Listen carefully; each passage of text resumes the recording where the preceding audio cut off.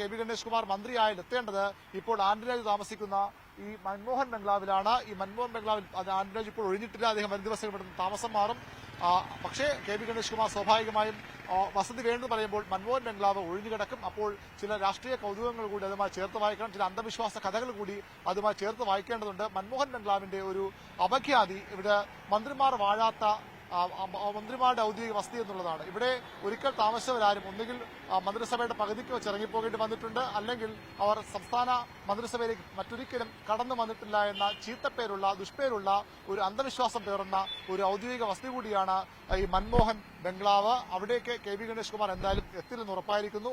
അത് അന്ധവിശ്വാസത്തിന്റെ പേരിലാണെന്ന് ഒരുപക്ഷെ വിമർശനം ഉണ്ടായേക്കാം. പക്ഷേ അദ്ദേഹവുമായി ബന്ധപ്പെട്ട അദ്ദേഹത്തിന്റെ പാർട്ടി നേതൃത്വം പറയുന്നത് ചെലവ് ചുരുക്കലിന്റെ ഭാഗമായി ഗണേഷ് കുമാറിന് തിരുവനന്തപുരത്ത് കുടപ്പനക്കുന്നിൽ അദ്ദേഹത്തിന് സ്വകാര്യ വസതിയുണ്ട്. അതുകൊണ്ട് തന്നെ സർക്കാർ ചെലവിൽ താമസം വേണ്ട എന്ന ഒരു മാതൃകാപരമായ നിലപാട് ഗണേഷ് കുമാർ സ്വീകരിക്കുന്നുവെന്നാണ് അദ്ദേഹത്തിന്റെ പാർട്ടിയുടെ ഭാഷ്യം.